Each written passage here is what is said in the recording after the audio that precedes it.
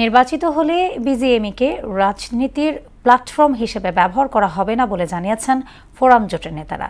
রাজধানীতে নির্বাচনী প্যানেল পরিচিত অনুষ্ঠানে অংশ নিয়ে তারা একথা বলেন।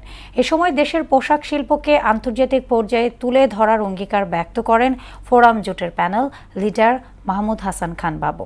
রেজা খানের রিপোর্ট।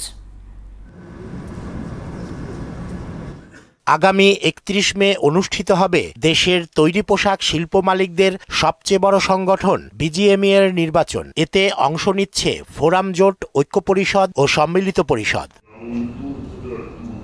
এ উপলক্ষে শনিবার রাতে উত্তরা বিজিএমইএ কার্যালয় অডিটোরিয়ামে অনুষ্ঠিত হয় ফোরাম জোটের প্যানেল পরিচিতি। এ সময় টেকসই পোশাক খাত গড়ে তুলতে ১৪ দফা কর্মপরিকল্পনা তুলে ধরা হয়। সত্যের জয় সবসময় হবে এবং সেটাই আমরা দেখছি এবং আমরা দেখব।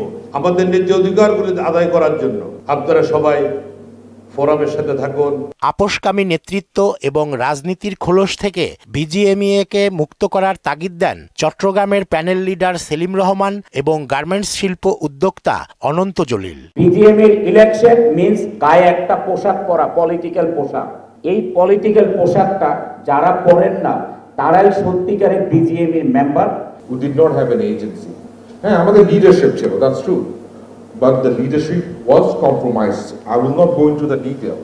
সংগঠনকে রাজনীতিমুক্ত রেখে সবার জন্য জবাবদিহিতামূলক বিজিএমইএ গড়ে তোলার প্রতিশ্রুতি দেন forum panel leader Mahmud Hasan Khan Babu. কোনো ধরনের ব্যক্তিগত রাজনৈতিক ইচ্ছা অভিলাষের জন্য বিজিএম প্ল্যাটফর্ম ব্যবহার করব না। এই প্ল্যাটফর্ম ব্যবহার করে আমার আবার নতুন করে নমিনেশন নেওয়ার কোনো ইচ্ছাও নাই, সুযোগও নাই।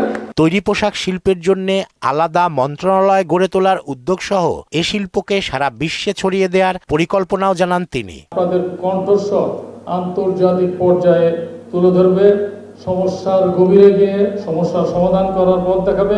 রেজা খান, মোহনা সংবাদ, ঢাকা।